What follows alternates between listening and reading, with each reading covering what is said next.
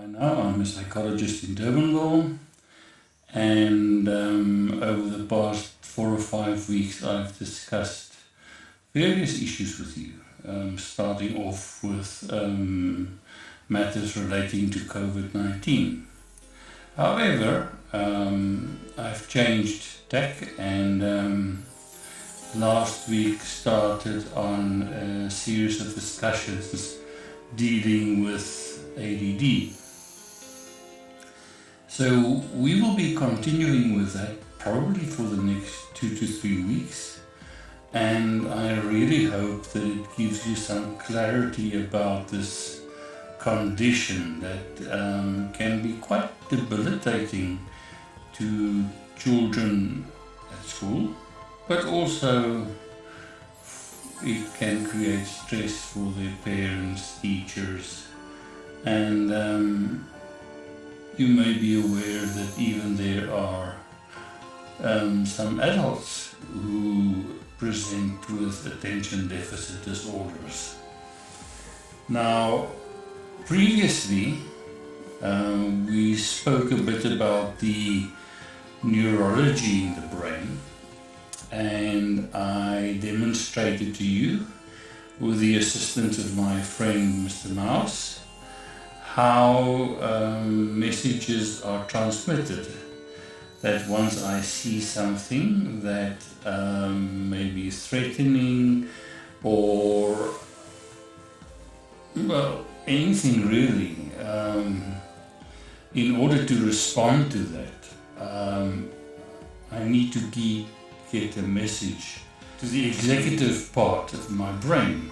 So the way that happens is that we have a nerve fiber, there's an electrical signal which hits a synapse. Inside the synapse, certain chemicals are released. That's again translated into an electrical signal until such time that a particular message reaches the executive center, where my friend Mr. Mouse will make the decisions necessary to deal with the issue. We've also discovered that in people with ADD it works a little bit differently. Namely that one of the transmitters in the synapse is not active enough, and as a result the signal strength goes down over time, which leads to lack of focus, in the sense that I may get distracted, but I may also become forgetful and mostly not carry out the particular task at hand. Ultimately, this would translate into hyperactive, impulsive or inattentive behavior. And just again to emphasize that these behaviors are not the problem. The problem is the chemical issue that doesn't work well. Of course, mostly there's a genetic predisposition. So if we should investigate the various generations, we may find a father, a grandfather, and so on, who may have had similar difficulties. In fact, the ratio at this point in time is about 9 boys for every 2 girls, so it's mostly a male thing.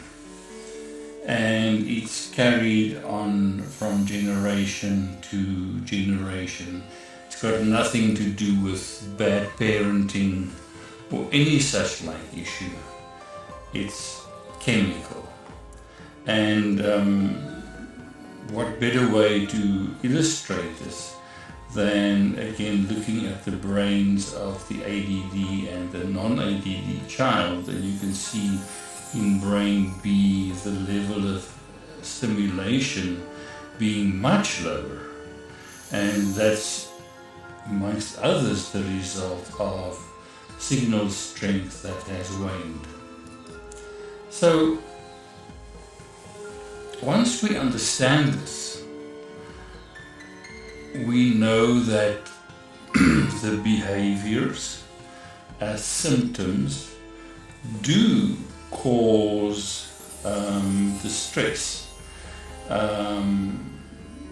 for the child and stress for the persons that may work with the child.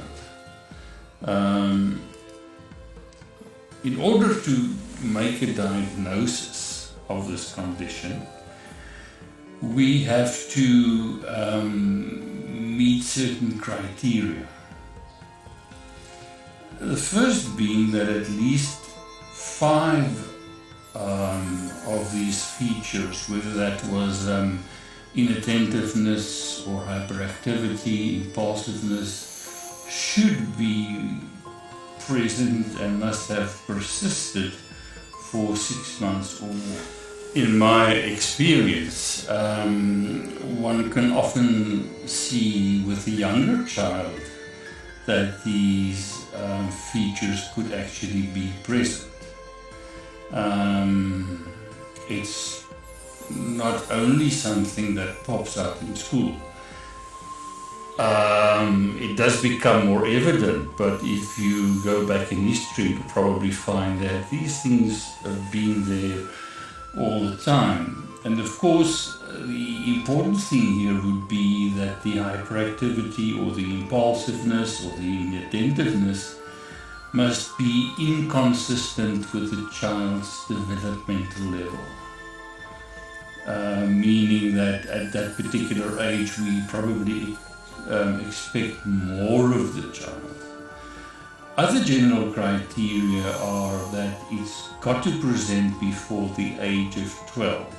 If it does present after that, there could possibly be other reasons or mood disorders that give a better explanation for why this behavior is present. Secondly, it's got to take place in 2 or more settings.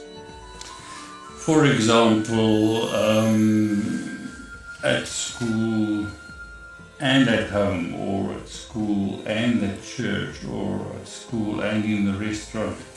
It can't just be in one setting. Most importantly, that the presence of these symptoms should interfere on some level or reduce the quality of the child's social, academic and work functioning, latter being more the area of the adult. On a more complicated level, it shouldn't occur exclusively in the presence of psychosis or conditions like schizophrenia, and there shouldn't be another more obvious explanation of why the child is struggling. So what I'd like to do is just take you through what these specific criteria are, and it may be an interesting exercise for you to assess yourself, your parents, your grandparents, based on the same criteria. The unfortunate thing is that I would say even 50 years ago, this particular condition wasn't well recognized, so people from that generation who went to school in the 60s or the 70s or earlier would often say that these criteria or features were treated as disciplinary problems. They often have a very negative association, not only with school, but with the way that they were treated by the teachers.